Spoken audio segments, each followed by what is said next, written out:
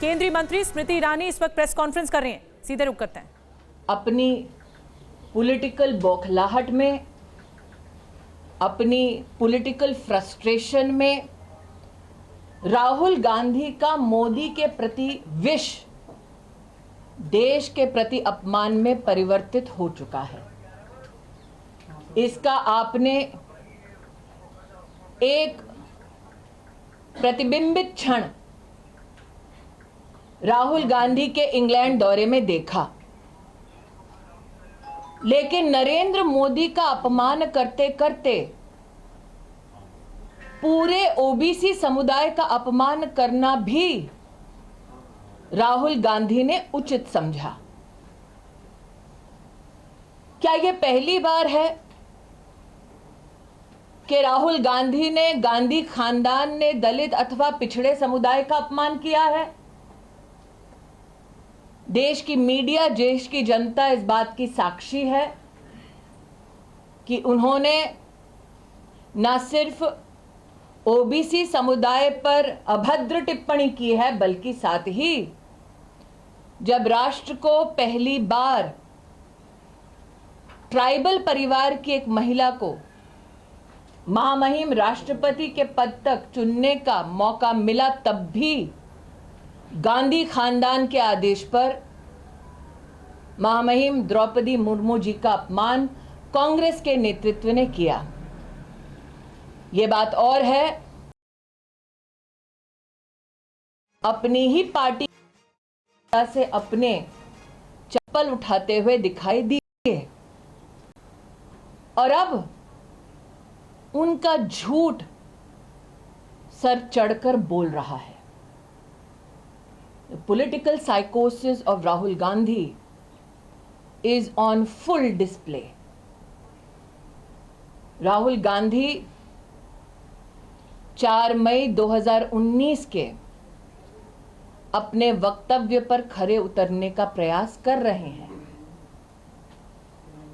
नरेंद्र मोदी की इमेज पर प्रहार करने के लिए उन्होंने विदेश में झूठ बोला, देश में झूठ बोला, देश की संसद में झूठ बोला और संसद के अपने भाषण में जो झूठ बोला उसको पूरे देश ने सुना। संसदीय कार्य पद्धति के चलते जब राहुल गांधी से कहा गया कि आपने जो कटाक्ष किया है उसको साइन करके एक एक पृष्ठ पर ऑथेंटिकेट कीजिए, राहुल गांधी ने क्या अपने एलिगेशंस को ऑथेंटिकेट किया? नहीं किया।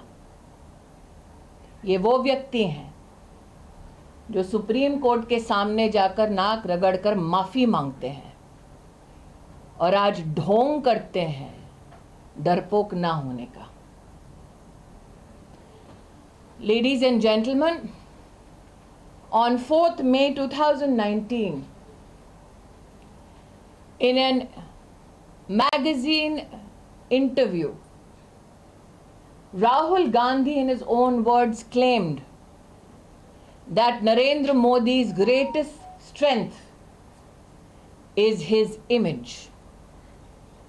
Rahul Gandhi has publicly claimed that he will attack Narendra Modi and rip his image apart.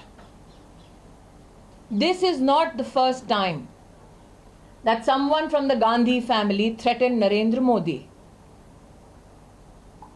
If we look at the history of the UPA, by hook and by crook, the Gandhi family tried their best to ensure that their arrogant challenge of punishing Narendra Modi for his leadership capacities to deliver development is punished. But what the Gandhi Khandan could not stop was the support of the people of India for the development politics of Narendra Modi. Narendra Modi accepted this challenge with only one request, that while the Gandhi family can attack him, This attack should not translate into an attack on the nation state. But such is the political frustration of Rahul Gandhi that a promise he made to a newspaper and a magazine could not be fructified, and hence he continued with his tirade. Like I said, the political psychosis of Rahul Gandhi is at full display.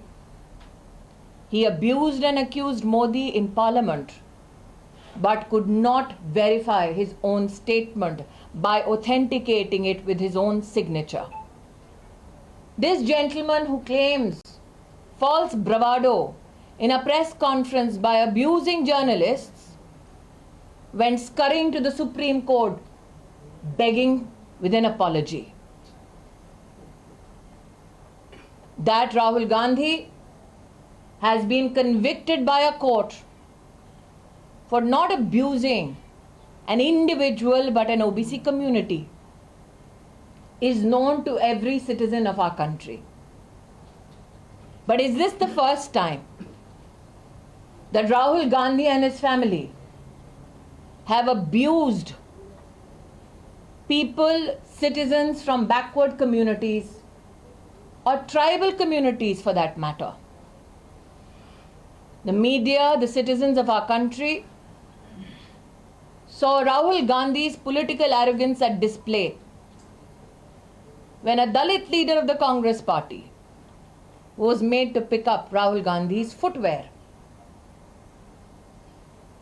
Everybody knows that when the Bharatiya Janata Party proposed the name of Srimati Draupadi Murmu, belonging to a poor tribal family, as the contender for the President of India, it is then that the Congress leadership, under the tutelage of the Gandhi family, unleashed vile attacks on Draupadi Murmu ji.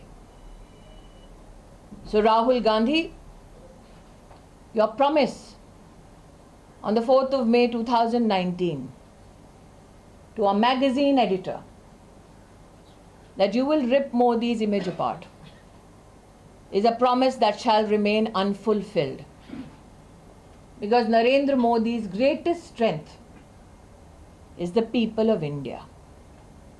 That Rahul Gandhi could not develop the humility to beg the forgiveness of the OBC community in our country is just another manifestation of a political arrogance called the Gandhi family. जी ma'am एक प्रश्न है कि जिस तरह से राहुल गांधी को court verdict हुआ है उसको अडानी इशू से जिस तरह से पार्लियामेंट में उन्होंने उठाया था उससे लिंक करने की कोशिश कांग्रेस कर रही है और नैरेटिव बनाने की कोशिश कर रही है कि सरकार का इसमें हाथ था, ऐसा एक परसेप्शन। मैं स्पष्ट शब्दों में दोबारा कहती हूँ, ये कटाक्ष उन्होंने जब संसद में किया, उनसे कहा गया कि आप जो कह रहे हैं उसको ऑथेंटिकेट कीजिए, संसदीय एक प्रक्रिया है। उन्होंने एक भी डॉक्यूमेंट पर अपना ऑथेंटिकेशन करके सबमिट नहीं किया। वो सरेआम झूठ हर दिन बोलते हैं। लेकिन मेरा प्रश्न है, और पहले भी एक इंटरव्यू में 5 प्रश्न रहे थे जिसका आज तक राहुल गांधी ने जवाब नहीं दिया। अगर इतने घनिष्ठ संबंध किसी के हैं तो रॉबर्ट वाड्रा अडानी जी के साथ हाथ में हाथ डाले काहे घूम रहे हैं? मैं आपका ध्यान दोबारा आकृष्ट करती हूँ। राहुल गांधी ने जो एक मैगजीन के इंटरव्यू में कहा कि उनके जीवन का एक ही लक्ष्य है, नरेंद्र मोदी की इमेज को तार तार करना। उनको ना लोकतंत्र से सरोकार है, ना कोर्ट की मैजेस्टी से सरोकार है, ना वो ओबीसी समुदाय के प्रति कोई सम्मान रखते हैं। उनका टारगेट सिर्फ मोदी है। मोदी का टारगेट सिर्फ देश का विकास है। स्मृति जी, कांग्रेस का कहना है कि जल्दबाजी क्या है कि आप उनका घर खाली कराने में लगे हैं, तुरंत नोटिस। घर उनका नहीं है, जनता का है। देखिए, कांग्रेस पार्टी इस बात की आदी हो चुकी है कि जैसे अमेठी में गरीब नागरिकों की जमीन हड़पा ली, वैसे ही आज देश की राजधानी में टैक्स पेयर का मकान हड़प लेंगे। श्रीनिवास हैं तो राहुल गांधी के बेहद करीबी नेता हैं कांग्रेस के, उन्होंने आपका नाम लेकर अभद्र भाषा का प्रयोग किया। उन्होंने कहा कि स्मृति ईरानी गूंगी बहरी हो गई हैं और जो मैं जानती हूँ क्या कहा है। शब्द राहुल गांधी के हैं, संस्कार सोनिया गांधी का है, बस जबान युवा कांग्रेस की है। और ये मैं इसलिए कह रही हूँ कि ये पहले युवा कांग्रेस के अध्यक्ष नहीं हैं जो अभद्र टिप्पणी कर रहे हैं। इसीलिए कहती हूँ शब्द राहुल गांधी के हैं, संस्कार सोनिया गांधी के हैं, और जब तक ये दो हैं तब तक कांग्रेस का वो नेता जो प्रमोशन चाहेगा मुझ पर इस प्रकार की टिप्पणियां करता रहेगा। राहुल गांधी के पक्ष में मैम ये कोशिश की जा रही है कि राहुल गांधी के पक्ष में विपक्षी पार्टी को एकजुट किया जाए। वो प्रदर्शन के नए तरीके अपनाते हैं, संसद से विजय चौक जाते हैं, काले कपड़े पहनते हैं, कैसे देखते हैं मैम इसे? मैं इतना ही कहूंगी कि जिसको समर्थन देने के लिए पूरी कांग्रेस पार्टी को कोशिश करनी पड़ रही है, आपको उसका सामर्थ्य पता नहीं चल रहा। कल जो कांग्रेस पार्टी ने किया, जो स्पीकर के ऊपर आप लोग देख रहे हैं जिस प्रकार से पेपर फेंके जा रहे हैं, वो स्पीकर की कुर्सी लोकतंत्र की ताकत का प्रतीक है। क्या डेमोक्रेसी को इस प्रकार से अपमानित करने का अधिकार गांधी खानदान को है? वो लोकसभा के स्पीकर हैं, किसी पार्टी से संबद्ध नहीं है। वो कुर्सी जिसे हम लोकतंत्र का मंदिर कहते हैं, उस मंदिर की सबसे वरिष्ठ पीठ है। Ma'am, on disqualification of Rahul Gandhi, Vedant Patel of the US Department has said that I think the appropriate response will be given by the MEA, but it is intriguing for me that if you look back at Rahul Gandhi's position in England, appealing to powers across the world to intervene in India, I hope MEA can give a response to this which is to your satisfaction. But this statement compels me to reflect on Rahul Gandhi's position, where he implored that every nation in the world should intervene in Indian democracy.